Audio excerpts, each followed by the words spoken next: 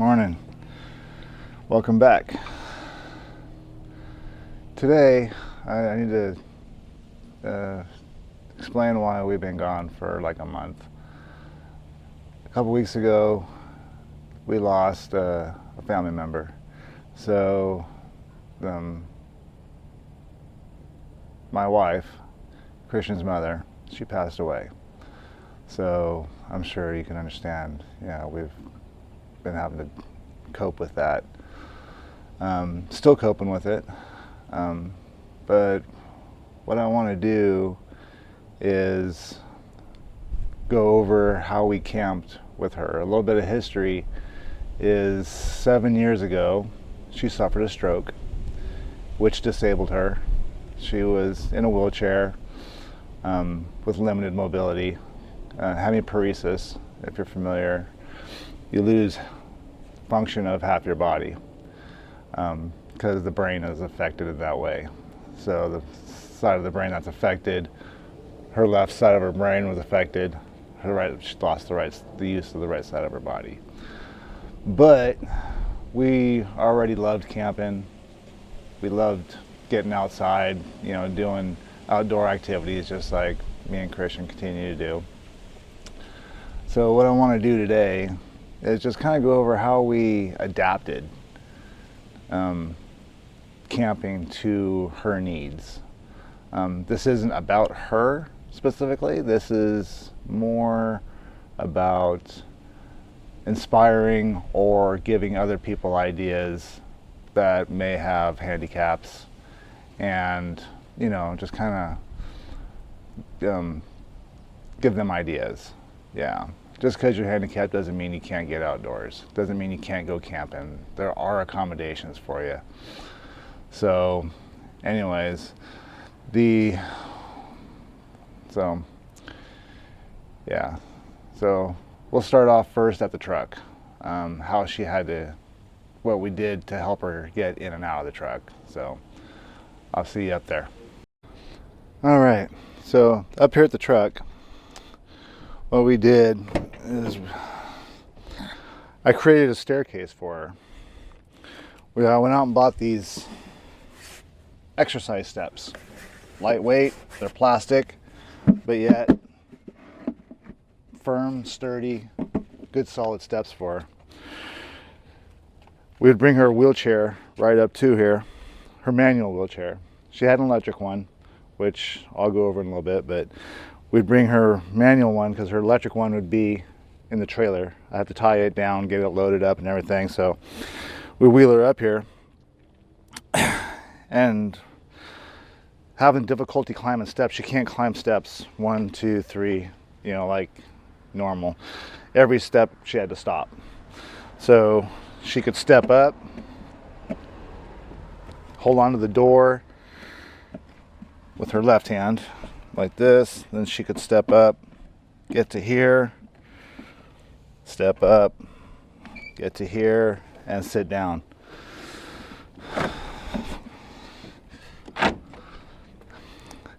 Once she was in the truck, all I had to do was flip these over,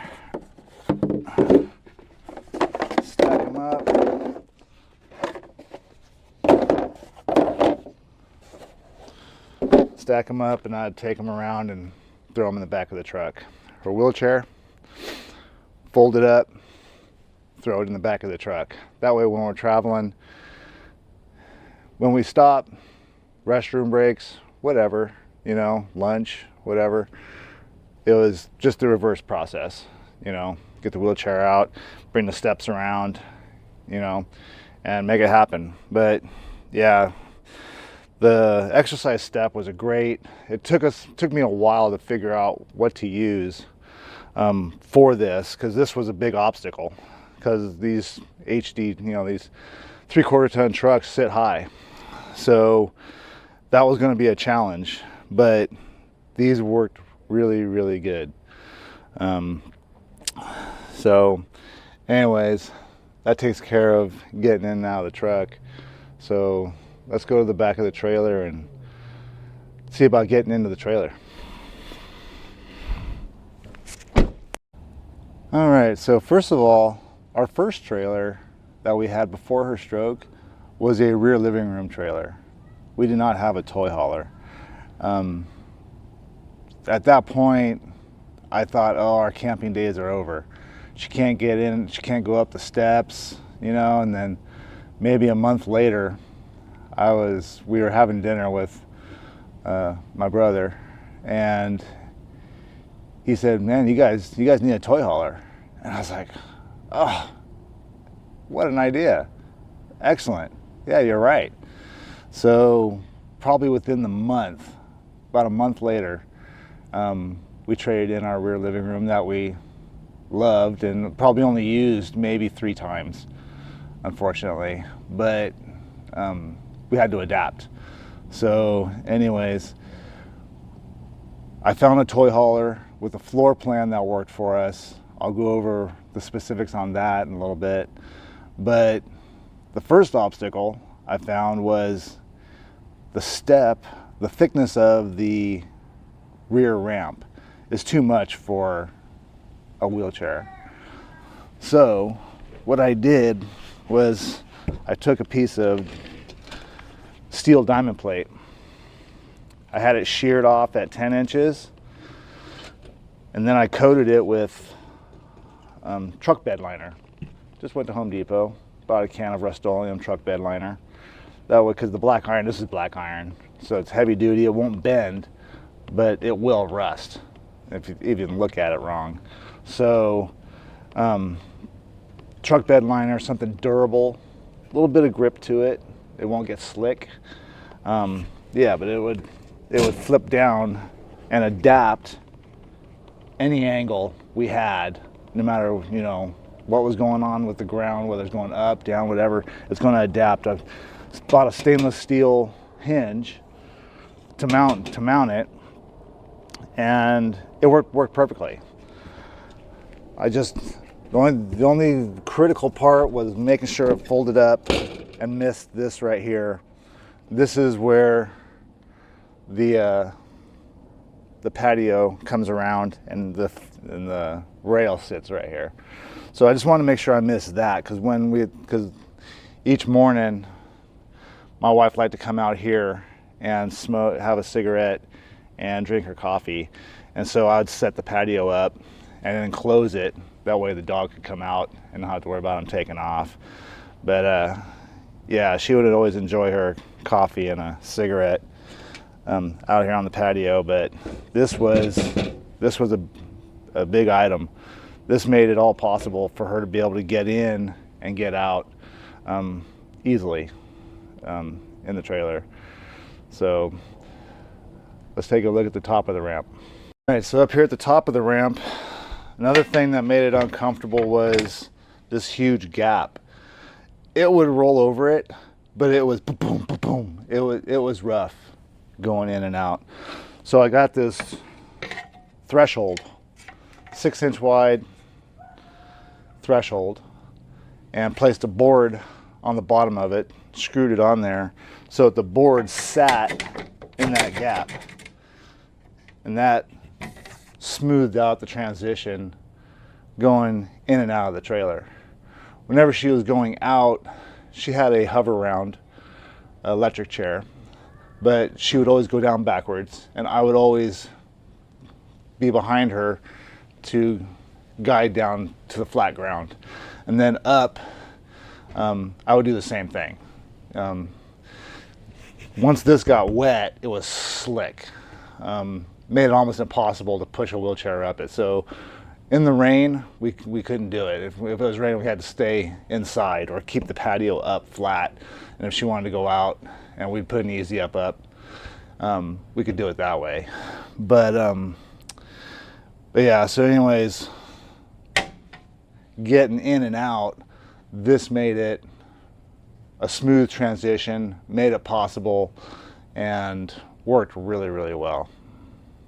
So another thing I did with when we were camping, the back was open pretty much all the time. If it was 90 degrees outside, if it was 40 degrees outside, which made the trailer the same. obviously. That means our heater was either running all the time or the air conditioner was running all the time. So I found I got these blackout curtains.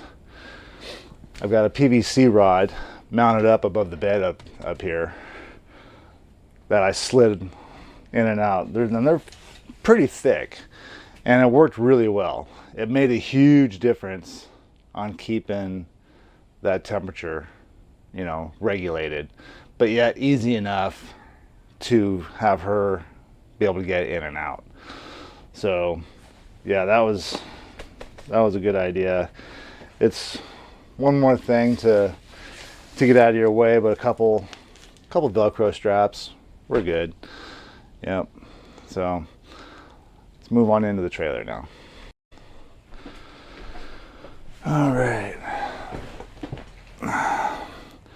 This is where she would sit when she'd come in the trailer while we were camping. So this chair, the factory chair that came with the trailer, we took this chair out.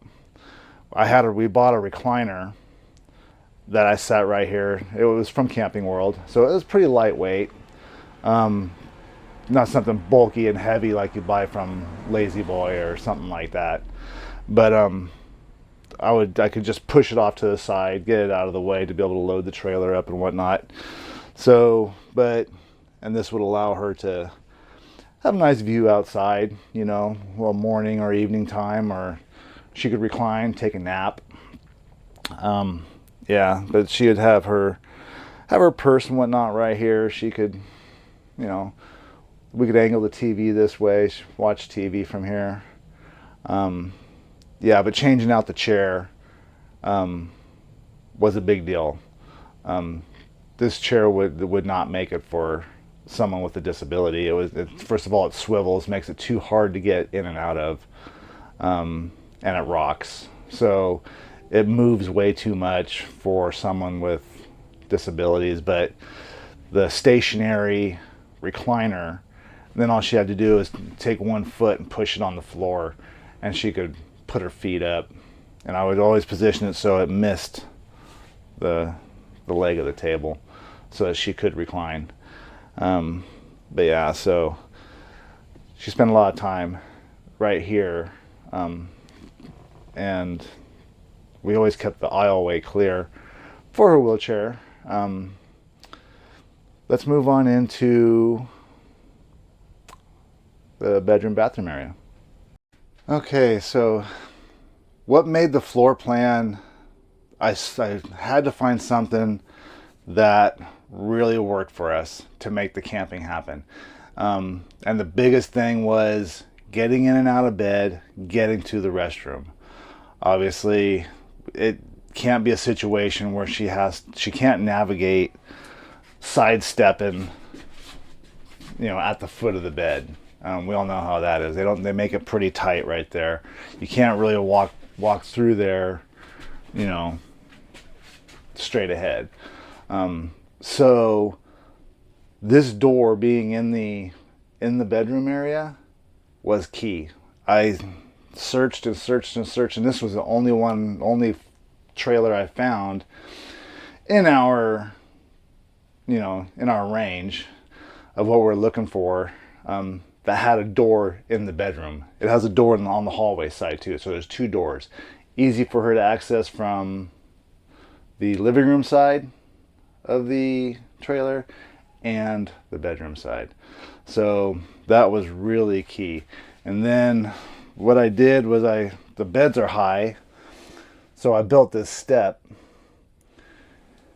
I built that step to help her get elevated to be able to get into the bed, because obviously these beds are a little bit high too.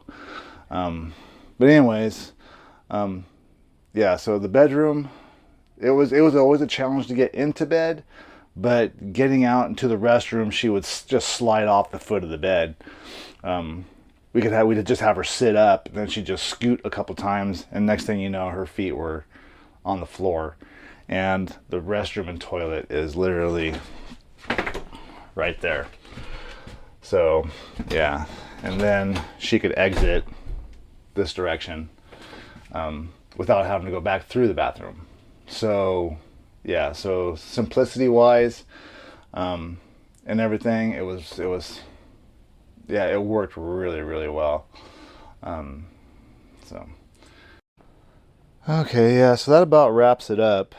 Um, I hope you found this video a little bit informative. Hope you get something out of it. Maybe you can share it. Maybe you know someone um, that could use some of these modification ideas, or even adapt them a little bit to your own.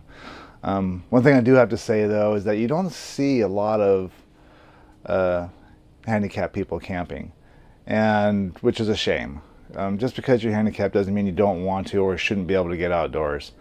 So I hope this inspires you. And I'll give a shout out too that we typically would go to KOA campgrounds, something of that nature.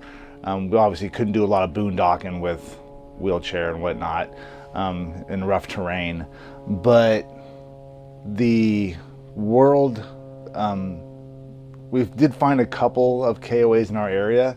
That one of them built a handicap only restroom, permanent restroom, on the facility, and they would only give the key to people that needed to use that restroom, which meant that it was usually available and not overused, because the showers are bigger, the room is bigger, and it's, people choose that first. And then the people that actually need it don't get to, they have to wait, or it's just trashed, because it's overused, because it's the first one to get used all the time. It's always busy.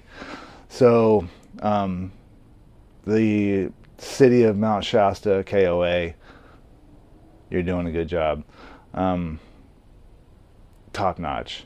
Another resort we went to was in Klamath Falls, Rocky Point.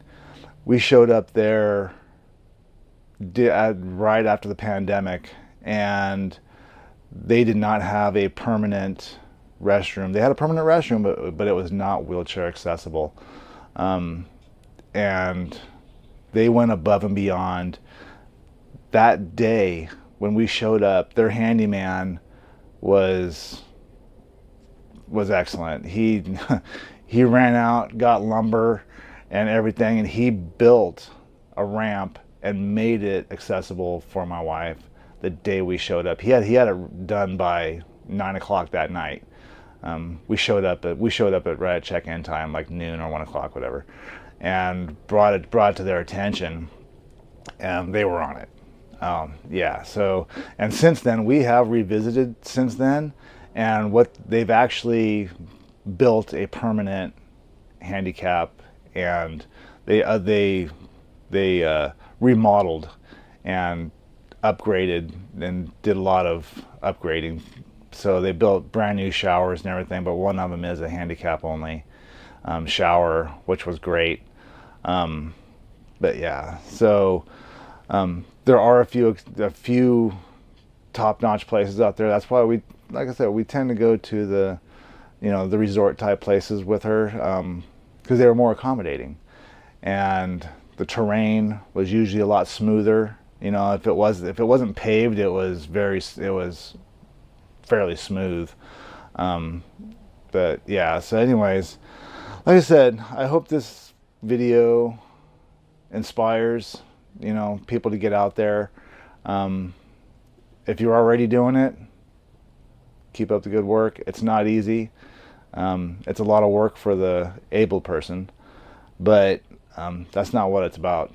It's about getting out there together and experiencing the outdoors, whether it be the national parks or state parks, or just a random weekend of getting outside. So anyways, we are going out next week with the trailer. That's why I have it here at home right now. I haven't decided whether we're going to record or not. It's not that kind of a trip. We're just going out, doing a little fishing, getting out of the house for a couple days. So I don't know if I might see it next week, or I might not. Like I said, I haven't decided. We're kind of in a transition phase right now with everything. So anyways, have a good morning. See you next time.